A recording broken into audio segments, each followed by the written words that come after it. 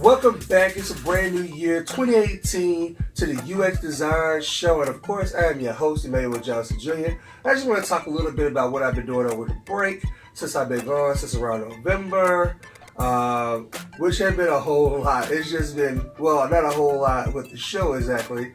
Mostly set up in the background. When it comes to the show, I have been getting some really cool gifts. I got this really nice mug from InVision. They came with a t-shirt, it came with a poster. So I want to give a shout out to Aaron Haggerty.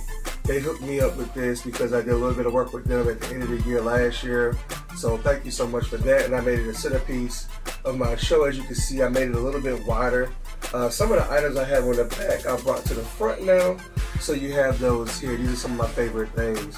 Outside of that, I have been working on a teleprompter. I have a teleprompter now. It is doing well. It is really hard to get used to, not necessarily reading, because of course I know how to read, but you know, just adjusting to the speed and everything and getting it going and trying to be my normal, usual self while also having words in front of me. It is a talent, for sure, when you're trying to be upbeat like I am, because that's who I am. But I want to talk a little bit about what Adobe did towards the end of the year, which I thought was very, very interesting. I was taking a break, some family time with parties and things like that. But I thought Adobe did something very interesting, which leads to my third subject. Adobe dropped Design Specs Beta, which is basically their own little design system inside Adobe XD. And I thought that was interesting because, you know, InVision's coming out this month sometime. We're going to get that new InVision application, InVision Studio. And now all of a sudden, right around November or so, they dropped these brand new features in there, kind of getting everybody in the mindset of, oh yeah, we got a design system manager too, right? Trying to compare the two items. And I think that's a good idea.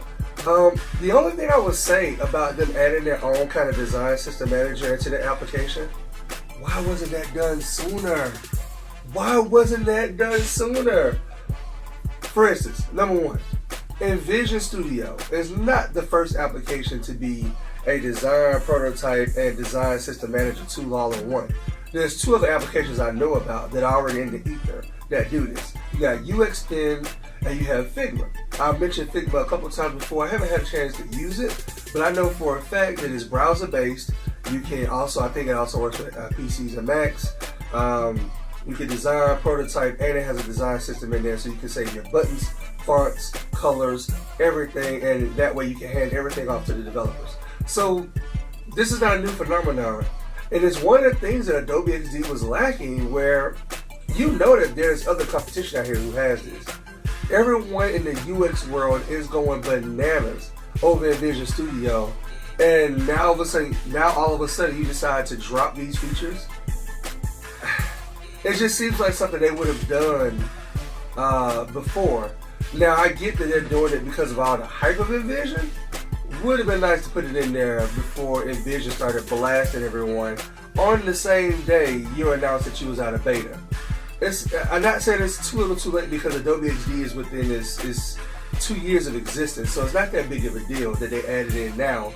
But at the same time, the implementation of it, not necessarily that great either. So clearly they rushed it. Hopefully they'll make some more updates to it and it'll become a better design system manager. I'll even give you guys some updates on exactly how to use the Adobe XD Design Specs Beta. It's not a design system manager, it's Design Specs Beta. So I'll do a video on that so you guys can see what it's like. But yeah, that was them responding directly to InVision, but they didn't need to do that. UX Pen and Figma both had those in their applications for a time now. So it would have been nice if they did a tad bit more research and had that in there sooner. I think that would have made a bigger sticking point for wanting to use them sooner, and then InVision would be the one who's kind of climbing uphill. But with InVision not even being out now, they're still looking pretty golden because they dropped that softly. No one pretty much knows that they added a design specs beta into their application unless you just read the updates that come in your email. So, not that it's too little too late because they're early, but would have been nice to have it sooner. One more thing, and then I'm going to get out of here for this video. I didn't get a chance to weigh in on the iPhone X, not the iPhone X, but the iPhone slowing down, which I think is just horrendous. I don't believe them when they're talking about preserving the battery. And the only reason why I bring this up is because over the break, because I'm the tech guy in the family, everyone always brings their phones to me, right? Everyone's always bringing their phones to me, their laptops, their tablets. I'm the one who's always fixing that stuff. And as I'm doing this, oh my gosh, I can't even think of her name now. But she says, can you look at my phone? I said, yeah, of course, I can look at your phone. She has a Samsung S4. Samsung S4, right? Removable battery. I asked her, you know, do you need to replace your battery? Because this is all at the same time that this news about iPhones slowing down, old phones dropping. So I said, do you replace your battery? She was like, yeah. And when I say older lady, I mean older lady. We're talking like 70s, right? She has a Samsung S4. She has 3 batteries in her purse just because, you know, the battery may go out. But it's a 4S. I asked her, when did you start having issues with your battery? She said earlier in 2017.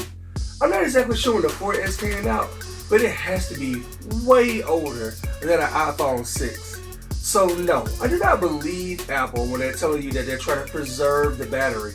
This lady just now started dealing with her phone cutting off at 40% and things like that. Everything that people have been reporting in the iPhone 7s and iPhone 6s. So now we have to start really questioning the prices of these devices. If they're going to be charging us $600, $700 for a device, and they're giving us terrible batteries, that's a problem.